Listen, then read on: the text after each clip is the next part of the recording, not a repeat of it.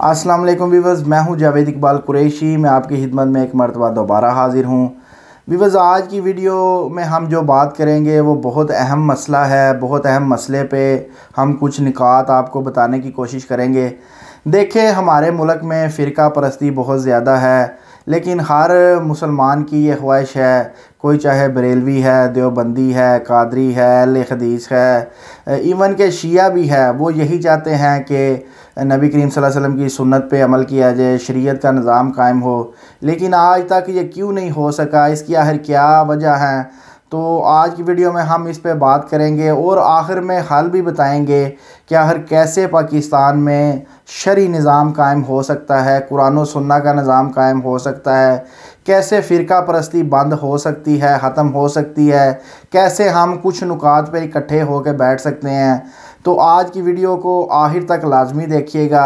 अगर आप ये चाहते हैं कि नबी की सुन्नत पाकिस्तान में कायम की जाए, शरई निज़ाम लाया जाए, या जमहूरियत कुफर का निज़ाम ख़त्म किया जाए, यहूद व नज़ारा के चाहने वाले लोगों को पकड़ के कॉलर से बाहर किया जाए, तो आज की मेरी वीडियो को लाजमी अंत तक देखिएगा। तो फिर सबसे पहले हम आपको बताते हैं कि पाकिस्तान में देखें, इतने ज़्यादा फ़िरके हैं कि नबी करीम सल्लल्लाहु अलैहि वसल्लम की यह हदीस मुबारक सादर आती है कि यहूद व नसारा में जो 72 फ़िरके हुए, लेकिन मेरी उम्मत में 73 फ़िरके होंगे, लेकिन एक फ़िरका जन्नत में जाएगा। तो अभी तो इतने फ़िरके हो चुके हैं, मुझे लगता है कि तकरीबन 50-60 से ऊपर हो चुके होंगे, और क़यामत नज़दीक आने वाली है, तो नबी की बात तो लाजमी सच होनी है। 72, 73, 74 फ़िरके, इससे भी ज़्यादा हो सकते हैं, हो जाए, अल्लाह ही बेहतर जानता है। तो कोई किसी के साथ बैठने को राज़ी नहीं है। कोई किसी को काफिर कहता है, कोई किसी को कहता है वो मुनाफिक है, कोई किसी को कुछ कहता है। बरेलवी अहले हदीसों के साथ नहीं बैठते, कहते हैं वो गुस्ताख है। अहले हदीस बरेलवियों के साथ नहीं, देवबंदी इन दोनों के साथ नहीं, ये दोनों देवबंदियों के साथ नहीं। शिया तो वैसे ही एक अलहदा मसलक रखते हैं, एक अलहदा उनकी लड़ाई है। तो देखें, पाकिस्तान में ये जानबूझकर फ़िरका परस्ती को फ़रोग़ दिया गया है। इस पर बाकायदा मुल्क पैसे लगा रहे हैं कि पाकिस्तान में ये सारे मुसलमान इकट्ठे होकर ना बैठ जाएं, ये इकट्ठे होकर एक निज़ाम ना ले आएँ, शरीयत का निज़ाम ना ले आएँ। तो ये आज की वीडियो में देखें। सबसे पहले, अगर कोई फ़िरका, कोई मसलक पाकिस्तान में शरई निज़ाम लाना चाहता है, तो वो अपने अंदर ये तासुब ख़त्म करे, अपनी सोच को ज़रा ऊपर लेकर आए। ये छोटी छोटी लड़ाइयाँ, ये इमाम के पीछे फातिहा या रफ़ुल यदैन, ये लड़ाइयाँ लड़ते रहें, ये क़यामत तक चलनी है। ये मसले हल नहीं होने, क्योंकि ये ना पहले कभी हल हुए हैं और मुझे नहीं लगता क़यामत तक हल हों। अगर अल्लाह ताला करे तो इन्नल्लाह अला कुल्ली शैइन क़दीर, अल्लाह ताला तमाम चीज़ों पर कादिर है। लेकिन ये मसले चलते रहेंगे, इन पे बहसें भी करते रहें, कोई मसला नहीं है।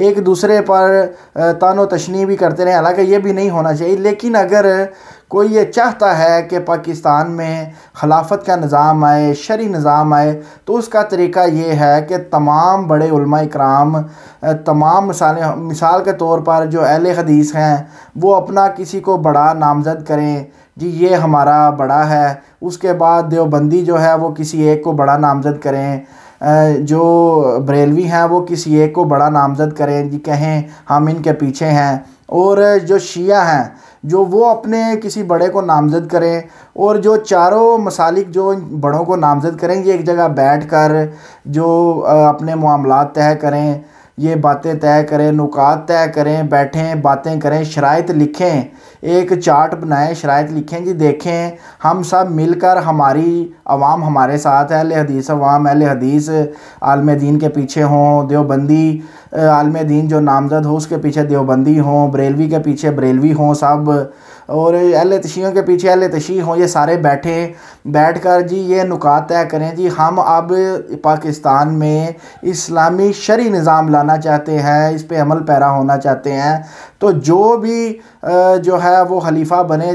देखें, खलीफा बनने के लिए जो 4 बैठे होंगे, उनमें से किसी एक की तरफ जो है वो 2 वोट चाहिए होंगे, ठीक है। 2 बंदे जो किसी तीसरे को वोट दे देंगे तो वो खलीफा बन जाए। कुछ वक़्त तय कर लें, जी आप 2 साल के लिए, 3 साल के लिए खलीफा बने, ठीक है, हम सब आपके साथ होंगे, आपके जो हैं वो पीछे से खींचेंगे नहीं, आपको वो तानो तशनी का निशाना नहीं बनाएंगे। तो इस तरह खिलाफत कायम हो सकती है। और ये नुकात रख लें कि एक अल्लाह का कानून आएगा, नबी का कानून आएगा, जानी को ये सज़ा होगी, शराबी को ये होगी, फ़लाँ को ये होगा, कोई उम्महातुल मोमिनीन के जो शान में गुस्ताही नहीं करेगा, गालियाँ नहीं होंगी, जिसकी भी हुकूमत आए। तो ये मोटे मोटे जो मेन नुकात हैं ये इस पर तय कर लें, इस पर लिख लें, इस पर जो हलफनामा कर लें और जो है वो एक दूसरे को आपस में तय कर लें कि किसकी गवर्नमेंट पे है। तो व्यूवर्स, इंशाअल्लाह ताला पाकिस्तान में इस्लामी शरी गवर्नमेंट आ सकती है, खिलाफत का निज़ाम दोबारा आ सकता है अगर ये सारे बड़े बड़े उलमा इकराम बैठ कर कोई नतीजा निकालें।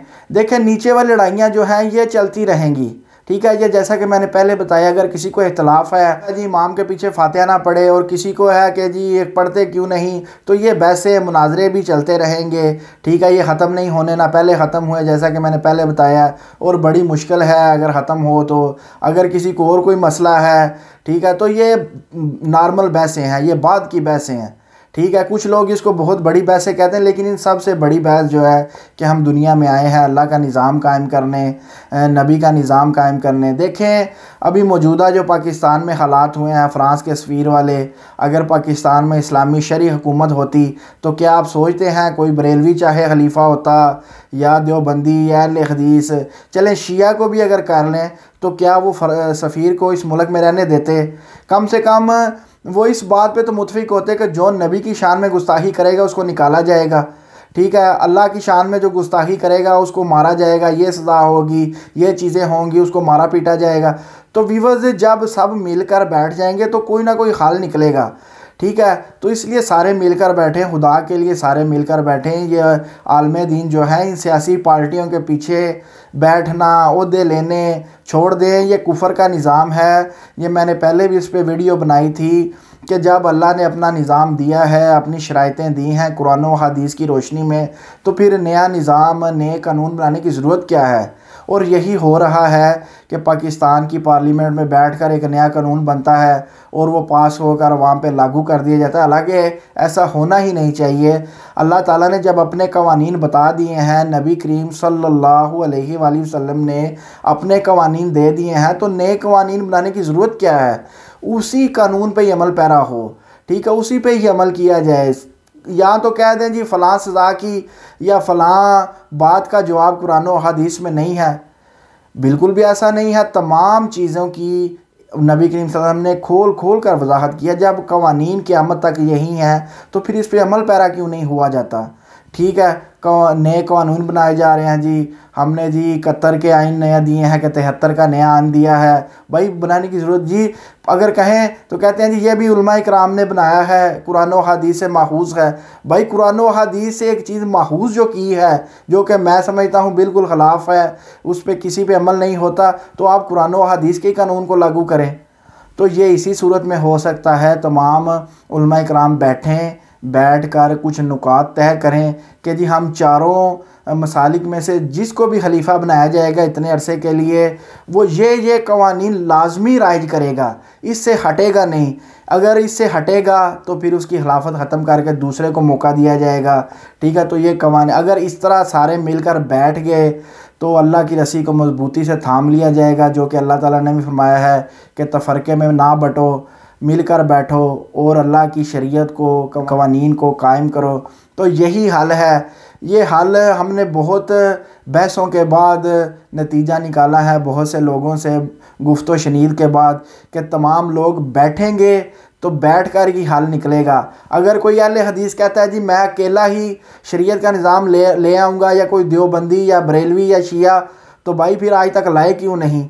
1400 साल से ज़्यादा अरसा हो चुका है, सिर्फ बातें ही कर रहे हैं। तो भाई एक दफ़ा सारे मिलकर बैठकर ही इन कवानीन पर अमल कर लें, कोई एक खलीफा आपस में नामज़द कर लें, ठीक है। कम से कम जो मेन पॉइंट है, अल्लाह एक है, अल्लाह की शान में गुस्ताखी नहीं होगी, जो कवानीन जानी को ये, शराबी को ये, चोरी वाले को, तो देखिए कैसे मुल्क सुधरेगा, सूद पर नहीं लिया जाएगा। इंशाअल्लाह ताला आप देखिएगा पाकिस्तान दिन दुगनी रात चुगनी तरक्की करेगा। अगर ना करे तो आगे कहिए जी कुरैशी साहब आपने जो गलत बात बताई है। इंशाअल्लाह ताला आप देखिएगा लेकिन ऐसा होने नहीं देंगे।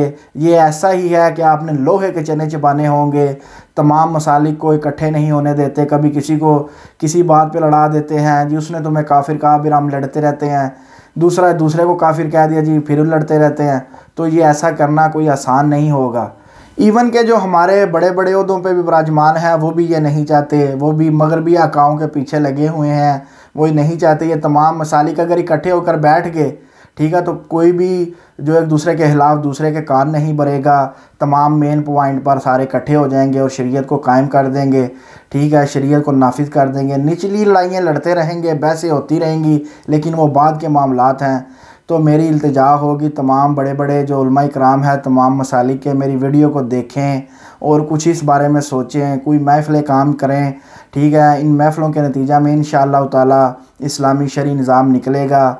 देखिए तमाम मुसलमान जब आपके पीछे चलेंगे पाकिस्तानी, तो इंशाअल्लाह ताला देखिएगा कोई वोट नहीं डालेगा, कोई कुफर के निज़ाम की पैरवी नहीं करेगा और इंशाअल्लाह ताला पाकिस्तान भी तरक्की करेगा। तो व्यूअर्स ये थी हमारी वीडियो।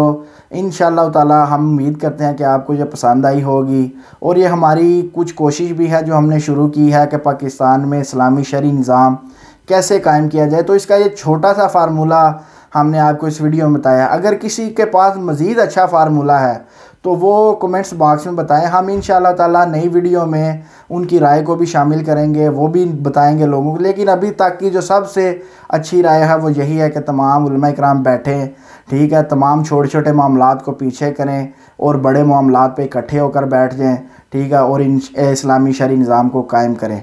फिर इस तरह कोई किसी को कोई मसला नहीं होगा। तो व्यूअर्स हमें इजाज़त दें, इंशाअल्लाह ताला इसी सिलसिले में नई वीडियोस में दोबारा हाजिर होंगे आपकी खिदमत में। तब तक अपना खास ख्याल रखिएगा और हमारे चैनल को सब्सक्राइब कर कीजिएगा ताकि ये वीडियो वायरल हो और लोगों तक पहुँचे। कम से कम पाकिस्तानी अवाम को तो समझ आ जाए कि पाकिस्तान में इस्लामी शरई निज़ाम कैसे आ सकता है, ठीक है। अल्लाह हाफ़िज़ व नासिर। पाकिस्तान जिंदाबाद, ख़त्म नबूवत जिंदाबाद, पाइंदाबाद।